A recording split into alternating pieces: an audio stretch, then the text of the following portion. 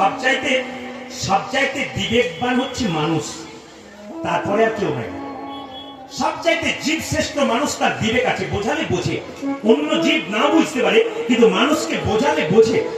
একটা মন্দিরে কেউ যদি বারবার ধাক্কা দেয় দরজাতে, বা একটা বাড়ির দরজায় কেউ বারবার ধাক্কা দেয়, যে যতই ঘুমাক না কেন একসময় জেগে আসে। আপনার ভেতরে যদি বারবার ধাক্কা দেওয়া হয়, আপনি একসময় জাগবেন। দেখুন মায়েরা, আমি আপনাদের বলে যাই, পেঁয়াজ রসুন মানুষ খায় না। কারা খায় না? কৃষ্ণ ভক্ত যারা খায় না। মাংস খায় না। কারা খায় না? কৃষ্ণ ভক্ত, তারা খায় না।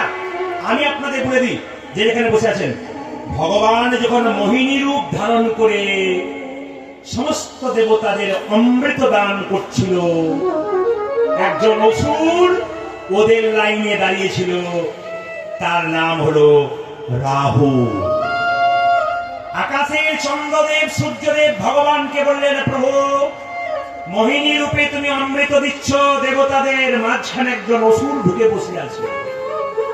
যখন জানতে পারলো ভগবান অসুর হলো রাহু, রাহু নামক অসুরের মস্তক ছেদন করলেন। ধরটা একদিকে পড়ে রইল, মাথা একদিকে পড়ে রইল। এই কাটার পর গলা থেকে যে রক্ত মাটিতে পড়ল, দুটো উদ্ভিদের জন্ম হলো, একটা পেঁয়াজ, একটা রসুন। পেঁয়াজ রসুনের ভেষজ গুণ কিন্তু খুব, এ যদি কেউ খায় শরীর সুস্থ থাকে, স্বাস্থ্য ভালো থাকে, অনেক রোগ দূর হয়। প্রশ্ন করবেন, বললেন স্বাস্থ্য ভালো থাকে, রোগ দূর হয় কেন? যেহেতু অমৃত রক্ততে মিশেছিল, অমৃত থেকে জন্ম হয়েছিল, পেঁয়াজ রসুনের ভেষজ গুণ আছে।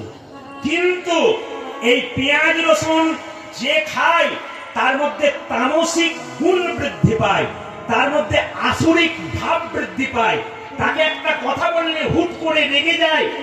এই জন্য তামসিক গুণ, আসরিক গুণ কেন পাওয়া যায়?